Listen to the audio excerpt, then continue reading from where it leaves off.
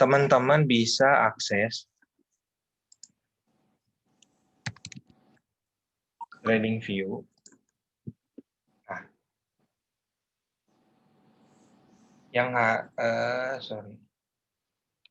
yang harus teman-teman lakukan adalah ketika menggunakan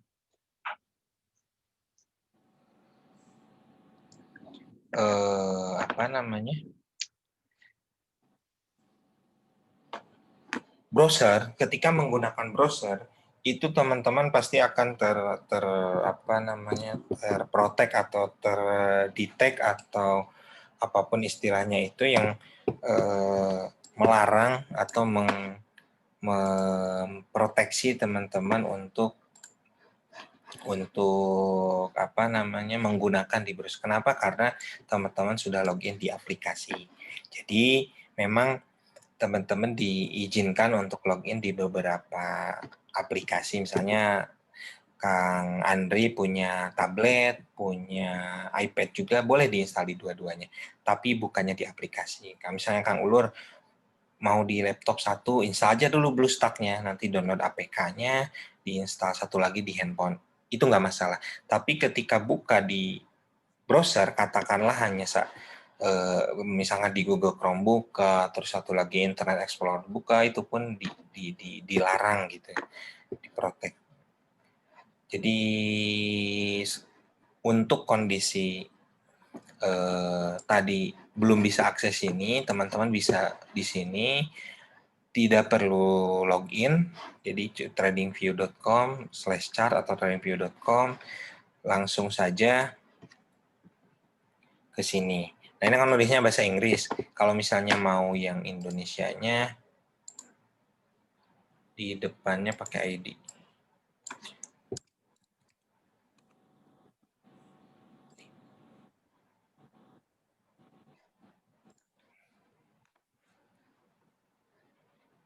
Jadi sekali lagi tidak perlu login. Kalaupun mau login pakai Gmail yang kemarin didaftarin ke akun itu boleh. Nah, jadi pilih penyaring saham, kemudian saringannya ditentukan. Yang pertama kali kita tentukan itu pertama terakhir.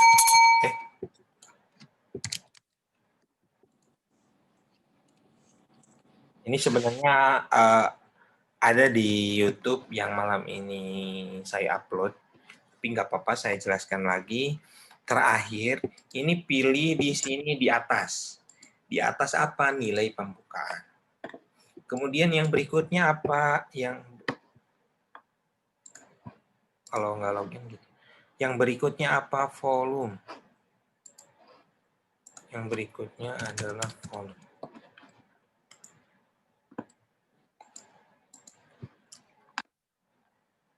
Volume dikali harga, itu langsung aja tarik lebih dari 750 miliar. Ini mengindikasikan transaksinya harapannya lebih dari 750 miliar atau 0,75 billion. Kalau misalnya dinaikin, saya mau sesuai Aisyah di 10 billion, nggak masalah, tulis saja di sini. Oke, kita lanjutkan yang berikutnya. Yang berikutnya apalagi Kang Igit masih ingat nggak webinar kemarin yang berikutnya? Apa? Kapitalisasi pasar. Kapitalisasi pasar. Market cap bahasa gaulnya mah. Market cap yang diizinkan itu 0,2 billion. Lebih bagus lagi kalau teman-teman di sini pasang 2000 billion atau 1 T. Tapi untuk lebih luas, teman-teman di sini tentukan 0,2 T. Masih gak apa-apa. 0,2 triliun ya, itu kan sama dengan 200 miliar. Oke, selanjutnya apalagi Kang Igit? Rata pergerakan eksponensial exponential moving average ya. Oke, cakep. Eksponensial. Yang berapa? Sambil mengingat. Aduh, yang 10 ya kalau nggak salah ya. Oke. Terus pilihannya? Pilihannya memotong ke atas.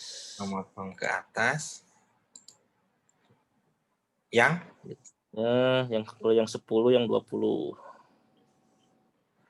Udah. Itu untuk mencari saham-saham yang fresh green. Maksudnya fresh green tuh benar-benar baru mulai naik gitu. Ibaratnya masih di bawah 5 hari tuh Kang Andri. Jadi kita lihat nanti ada 8 nih hasil saringannya. Ada TLKM, ada CASA, ada CARE, ada MIDC, ada INDY, ada RALS, BPPT, CS. Kita mau ambil sampel yang mana? Coba. Boleh kasih usul untuk kita cek. Oh, Kang Ida berarti itu tuh yang kan tadi khusus yang fresh green ya. Tapi Betul, untuk yang fresh berarti green. parameter yang lainnya gimana? Parameter yang lainnya tetap dari aplikasinya. Ini kan Oh gitu. belum dikaitkan dengan yang di Google Sheet itu, Kang. Oh iya, Saya baru yang basicnya fresh dulu. green ya. Betul. Ini yang basicnya dulu. Nanti kan ada yang kemarin saya tunjukkan di Google Spreadsheet-nya, itu pembahasan berikutnya. Khawatir teman-teman yang baru ini loncat gitu, karena ada materi yang belum Ya. dijelaskan. Masih baru banget gitu pakai aplikasinya per hari ini. Nah, Bertahap aja. betul. Kalau Kang Igit, gak apa-apa nanti kita bahas di luar forum ini untuk lebih detailnya. Jadi untuk basicnya itu, dari screening itu kita coba cek tadi ke aplikasi. Katakanlah tadi apa TLKM katanya.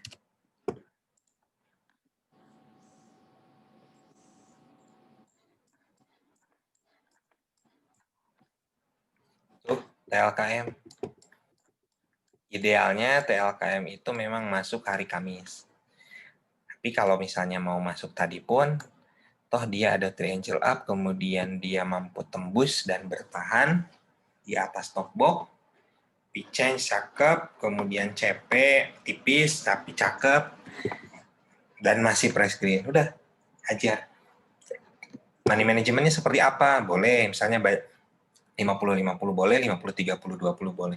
Budget 10 juta, beli dulu 5 juta, tadi sore, misalkan baru ketemu tadi sore, sebelum tutup harusnya sudah masuk. Kalau sudah ketemu sejak hari ini, hari Kamis, ya sorenya harusnya masuk. Kalau misalnya tadi sore katakanlah dia menurun, otomatis ini tidak akan muncul, yang ada seharusnya triangle down warna kuning. Terus kemudian ininya, saya pribadi meskipun katakanlah ini profit hanya baru berapa persen, kalau misalnya beli 2770, ya paling kan baru sekitar 3%-an, tapi ketika dia sorenya tidak mampu tembus dan malah merosot di bawah top box, meskipun baru 2-3%-an, saya biasanya taking profit aja. Karena yang sering terjadi ketika dia tidak mampu tembus top box-nya, ya merosot tajam. Oke, yang berikutnya dari screening barusan itu ada CARE. Hati-hati ketukar dengan bursa Amerika ya, karena ini masih pakai server trading. Sebenarnya kenapa saya lebih memilih server trading view, karena lebih memudahkan untuk mendeploy. Nah, kalau misalkan bicara ideal, CARE ini itu masuk di 3 November. Kalau bicara idealnya. Berarti sekarang tadi itu sudah hari kelimanya, masih price green. Dia tembus top box dan mampu bertahan. Gitu. Contoh lain tadi ada hasil screeningnya tuh INDY.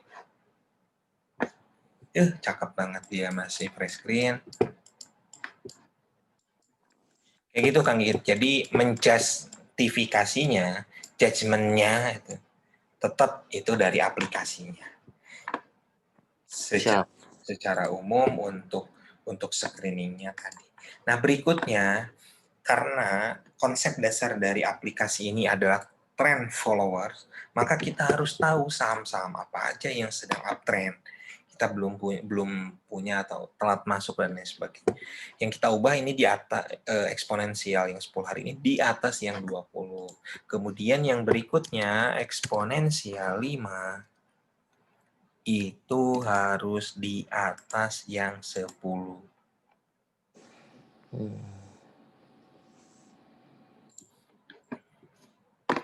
Kemudian yang terakhir eksponensial 20 itu harus di atas yang 100. Maka ada 35 pilihan. 35 pilihan, ada WSKT, ada WUD. Nah, ininya tinggal diklik aja, disortir ya. Pilih dari yang pembelian. BNI, Nikel, Petro, WSKT. Nah, dengan konsep dasar ini, sebenarnya teman-teman sudah tidak perlu lagi nanya kanan, nanya kiri harus beli saham apa. Atau tidak perlu nunggu generate dari ISA, IDS, dan lain sebagainya. Dari sini tinggal validasi ke aplikasinya. Kurang lebih seperti itu. Tapi tahapan berikutnya sebenarnya dari hasil screening ini masuk ke Google Spreadsheet. Kang Igit mungkin kemarin sempat lihat ya. Jadi dari Google Spreadsheet-nya itu cuma sayang linknya tidak ada di laptop ini, ada di laptop saya. Itu nanti kita enak tinggal di spreadsheet-nya itu filter yang PC-nya nggak masuk, yang CP-nya nggak masuk, tidak muncul. Saya Iya yang itu. masih Tapi ingat, itu nanti di YouTube lihat masih lagi. Masih ingat masih apa sih yang spreadsheet-nya linknya? iya linknya belum itu. Oke, nanti di share. Dan ininya dibahas juga di YouTube ada ininya apa namanya Siap, Kak. petunjuknya. Tapi untuk materi malam ini saya rasa kalau ke sana nanti kurang Kejauhan ya. kejauhan karena ada materi risk and money management yang teman-teman belum dapatkan. Nah, untuk Kang Yuri, Kang Elvan, Kang Andri, itu kan ada modul 2 ya. Mohon itu dibaca berulang-ulang. Kalau ada yang ragu silakan ditanyakan. Untuk next webinar kita diskusikan. Karena kasihan ini sudah terlalu malam. Sebelum saya tutup, ada yang mau ditanyakan lagi? Silakan. Atau didiskusikan atau masih ragu? Boleh Kang Yuri, Kang Elvan? Jadi harapannya teman-teman semua ketika sudah pegang aplikasi ini benar-benar sudah bisa mandiri ngambil keputusan sendiri. Ya, jadi daripada teman-teman harus bayar apa namanya analis, bayar apa dengan adanya tool ini, silakan digunakan semaksimal mungkin untuk kita belajar mengambil keputusan. Ah, Kang saya belum berani.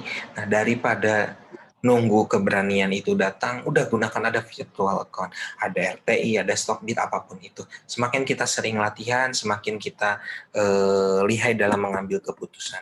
Dan tentu keberhasilan dalam mengambil keputusan itu kan tidak instan muncul ya. Jadi memang dibentuk gitu dari latihan. Jadi insya Allah ketika teman-teman sudah sering latihan, kemudian sudah kenal dengan saham-sahamnya, karakternya. Oh, misalnya banyak rambut atasnya nih. Oh, kalau misalnya udah jelas sahamnya itu banyak rambut atasnya, yuk jangan maksa masuk di pagi-pagi jam 9 tok langsung masuk, taunya sorenya merosot. Kebalikannya ketika sahamnya misalnya banyak rambut bawah gini, ya udah ketika masuk syarat pagi-pagi jangan nunggu sore harus semakin tinggi. Kayak gitu, keputusan-keputusan itu seiring berjalannya waktu akan kita pahami. Kemudian yang mungkin perlu saya sampaikan bahwa adanya komunitas ini, adanya grup Telegram ini, dan memang tujuan utamanya lebih ke edukasi, bukan rekomendasi.